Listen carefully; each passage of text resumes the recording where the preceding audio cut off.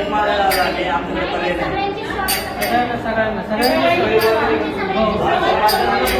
नाही. प्रत्येकाचा प्रश्न म्हणून तर आम्ही त्यांना बोलू द्या ना साहेब.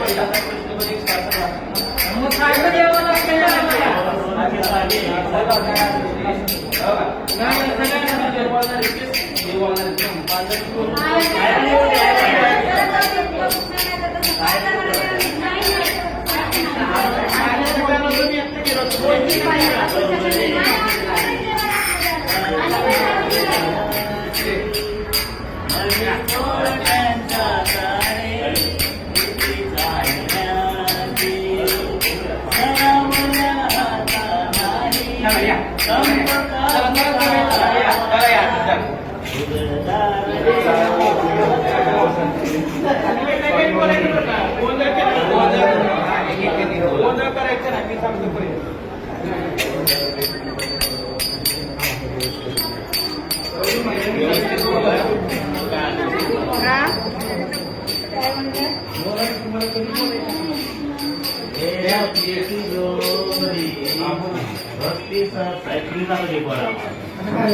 एक आज आम्ही तुमच्याकडे घेऊन जाणार आणि रोज भीक मागायला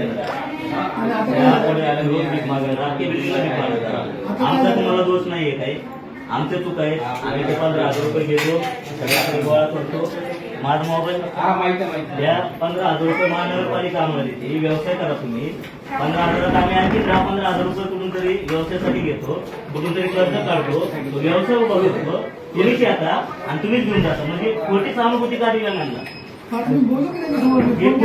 किती वेळा यायचं आम्ही सगळ्यांचे यांचा ज्या थर्मस ज्या तुमच्या अधिकाऱ्यांनी उचलून दिला नाही तेव्हापासून काउंटर बंद आहे विचारायचा. अपंग त्यांचा ज्या नियम चोरीची कंप्लेंट होती तुमच्यावरती. दिव्यांगांच्या उदरनिर्वाहाच्या मध्ये तुम्ही अडथळा करताय. दिव्यांगांना खोटी सहानुभूती दाखवताय तुम्ही. 2016च्या कायद्यानुसार तुमच्यावरती दिव्यांगाचा कायदा लागू होतो. तुम्ही कायद्यानुसार आलात तरी नाहीतर आम्हाला तुम्ही कुठल्याही दिव्यांगांना सगळ्याला प्रत्येकाने दत्तक घ्या. त्या दिव्यांगांना दर महिन्याला 15,000 रुपये त्यांच्या अकाउंटला पाठवा. प्रत्येकाने तुम्हाला पेमेंट आहे ना तुमच्या पेमेंटनुसार तुमची आयडिया करा. आमचे लेकर आम्ही शिकवायचे नाहीत का? आमच्या लेकरांचं दुकान आम्ही करायचं नाही का? आपल्या लोकांना आपण सांगितलं होतं की दिव्यांग अहो किती वेळा साहेब किती वेळा आणि रोज ही महिला ऐका ही महिला बाजूच्या सगळ्यांना माहिती असतं यांना माहित नसतं. यांचं हक्क नेलं उठून बाकी कुणाचंच नेलेलं नाही. हे 100% दिव्यांग महिला आहे. तर मला सांगा ना 100% महिला आहे टॉल चालवते ब्लू क्रॉसवाली तुम्हाला तक्रार करतात. का करतात? ती लघवीला जाते. महिलांनी लघवी कुठं करायची? तिथं वॉशरूमची सोय जेवायला जातात. तर मग दिव्यांगाची ज्याच्यावर कारवाई का? दिव्यांगाचं दिसतं का तुम्हाला? राजकीय नेत्यांचे स्टॉल हलवत नाही. आम्ही दाखवतो तुम्हाला. तुम्ही दाखवा हलवून त्यांचे स्टॉल. मग दिव्यांगांवर का कारवाई करता तुम्ही? आम्ही पब्लिक नाही का? काय करायचंय का? आमचं पब्लिकचं तुम्हाला देणं गेलं नाहीये का?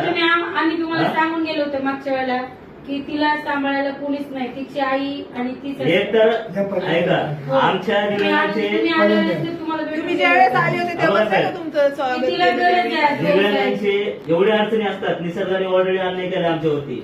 आम्ही आज रस्त्याने चाललो ना हे लागण्या वेगळ्या म्हणतात. आम्हाला एवढं वाईट वाटतं ना लय वाईट वाटतं. त्याच्यात तुम्ही अन्याय करताय. तुझा आम्ही फोन केला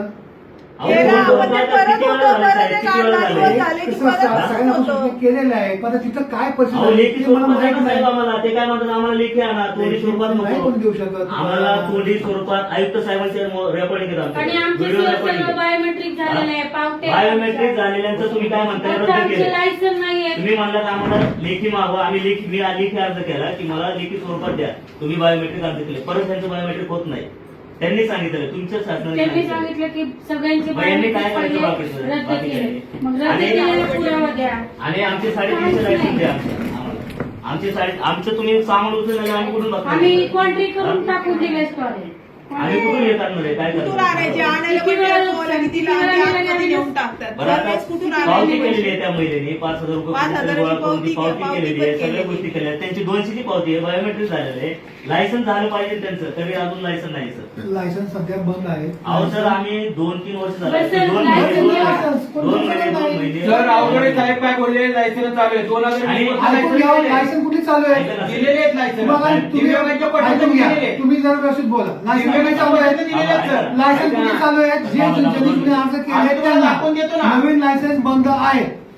2020 पर्यंत दिलेले आहेत सर 2014 तुम्हाला दाखवून लायसन्स देतो दिले होते. मग माझे बोलले मी तेच म्हणले मग 20 पर्यंत आमचा अर्ज 2018 आहे मग आमचा लायसन्स काय झालं नाही 17 पण 14 ते 17 हा. किती रे? 14 15 16 17 18 18 पण मग 18 पर्यंत आमचा आहे का नाही आपल्याला झालं बायोमेट्रिक झालेलं आहे, मग- सर. बायोमेट्रिक बायोमेट्रिक झालेलं आहे. ओके. मग 18 बायोमेट्रिक झाल्यानंतर तुम्ही अर्ज केला का?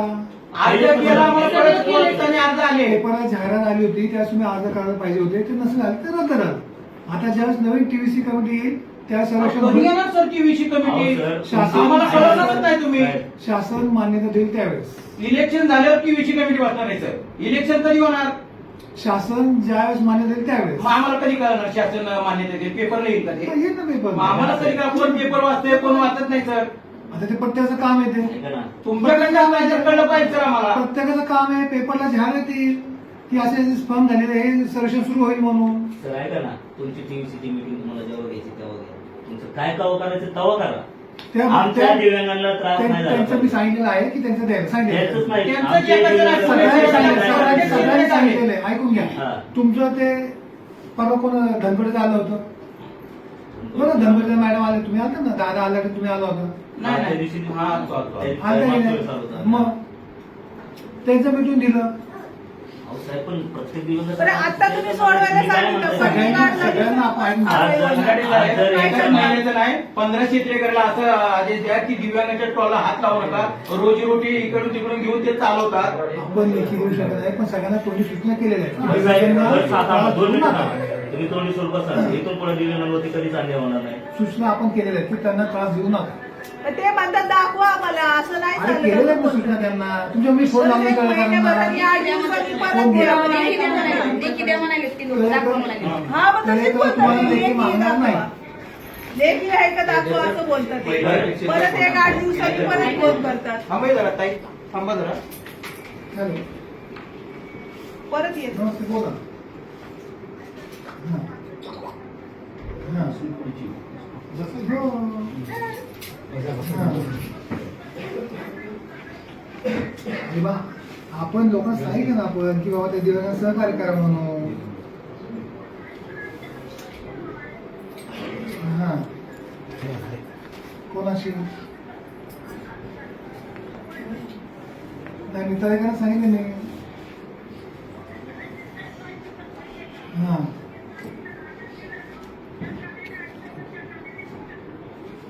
तुम्ही ऐका ना तुम्ही तिथे आहे ना नंतर साहेब नंतर साहेबांना भेटला का मग तिथेच परिमंडळ तळेकर अरे ते दिव्यांग एक मिनिट जरा ते दिव्यांग माझ्याकडे परत आलेले आहेत जरा आपल्या लोकांना सूचना करा की दिव्यांगांना सहकार्य करा. काय झालं माहितीये का ऐकून घ्या त्या मॅडमच्या काहीतरी उचललं वाटतं ते हा ते तेवढं त्यांनी सहकार्य करा त्यांना. काय नाव वाटतं तुमचं? दर्शना केसारकर एक मिनिट काय म्हटलं दर्शना शिवाजी केसारकर दर्शना काहीतरी मॅडम बघा त्या हा आणि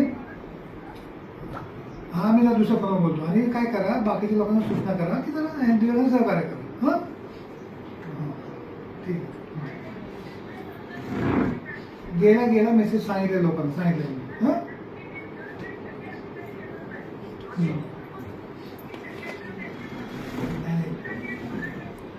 ठीक आहे नाही इथून पूर्ण नाही होणार सांगितलं इथून पूर्ण नाही होणार ते लेखी मागतात मग. सांगितलं लोकांना हा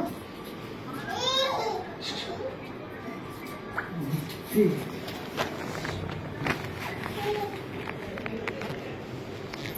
साहेब ते काय म्हणतात मग एक 8-15 दिवस झाले ना मग आले ना आपण सांगितलं नाही आम्ही जाऊन साहेबांना सांगितलेले ते नाही हात लावायचं ते म्हणतात लेखी दाखवू आम्हाला मग कसं करायचं केलं ना फोन तुमच्या समोर आता केलं मग परत एक 8-10 तुम्ही दिवसांनी नंतर जाऊन नाही भेटा. इथून पुढे आले तर तिथं जीवाचं बरं वाईट करायचं आणि महानगरपालिकेवर केस दाखल करतो आम्ही नंतर जाऊन नाही अजिबात भेटा. काहीच बोलायचं नाही. आज कंप्लेंट हा. दाखल करायची आहे. आज सोडायचं नाही. आज जीवाचं बरं वाईट करून घ्यायचं आम्ही जगणार कसं आमचा 2016चा दिव्यांगांचा कायदा आहे. दिव्यांगांच्या उदरनिर्वाहाचा जर कोणी अडथळा करत असेल, दिव्यांग जगतोय जगू दे त्याला, त्याच्या साहित्याला जो दळणवळणाचं साधन आहे त्याला कोणी अडथळा निर्माण करत असेल किंवा त्याला अपशब्द वापरत असेल, आता तुमचे काही ते अधिकारी म्हणतात चांगल्या पाहुण्यांनी जन्माला यायचं नाही. आम्ही काय हे चुकीचं आहे. आम्ही आम्ही गुन्हा दाखल करू शकतो. ते आवळे साहेब म्हणले की तुम्ही इथे यायचं नाही, आम्ही तुमच्याकडे यायचं नाही का, तुम्ही कशाला बसले इथं? हे पब्लिकचं आहे. फक्त तुमच्या लोकांना हे सांगा जनतेचं आहे. ऐकून घ्या, तुमच्या लोकांना सांगा की लोकांना त्रास होणार नाही. तसं आवळे नाही साहेब पण करायचं. इथं बोलले सर, आमचा त्रास आवळे होणार नाही. साहेबांचा तुम्ही संबंध जागेवर येत या. नाही. आम्ही जनता आहे, आम्ही त्याच करतो, आमचंही आहे. तुम्ही अधिकारी आहेत फक्त. आमच्या तुम्ही आमचे दिव्यांगाचा सर्वच त्रास आहे. होत नाही. येणाऱ्या तुम्ही जाणाऱ्यांना आमचे पण सर्वच त्रास आहे. आम्ही नाही, तुम्हाला कधी respect पण देतो नाही. तरी पण.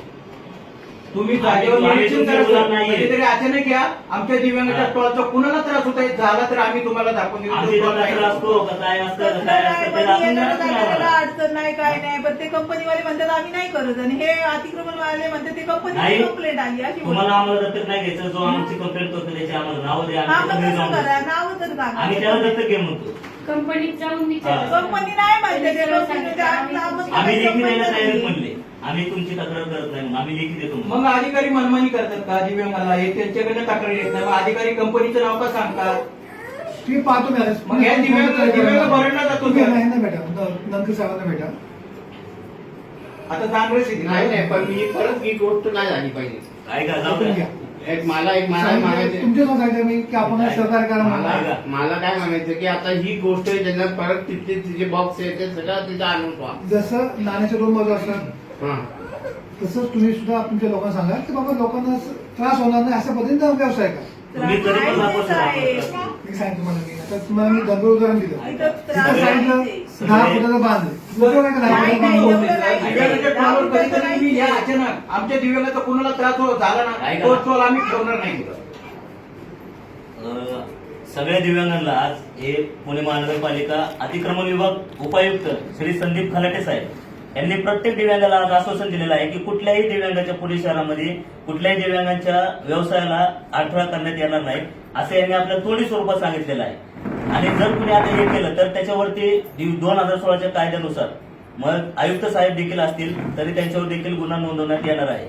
आणि आपण आता जगायचं का नाही मारायचं हे पुणे महानगरपालिकाच ठरवेल आणि त्यांच्या ह्याच्यानुसारच आपलं सगळं आता इथून पुढे चालवण्यात येणार आहे. तर मी साहेबांचे मनापासून धन्यवाद मानतो की साहेबांनी आपल्याला आश्वासन दिलंय. इथून पुढे आशा बाळगतो की इथून पुढे कुठल्याही दिव्यांगावरती असा अन्याय होणार नाही साहेबांच्या मार्फत तरी. तर साहेबांनी तेवढा शब्द पाळावा एवढी साहेबांना माझी हात जोडून विनंती. कुठल्याही दिव्यांगाला हे करू नये, त्रास देऊ नये. धन्यवाद साहेब.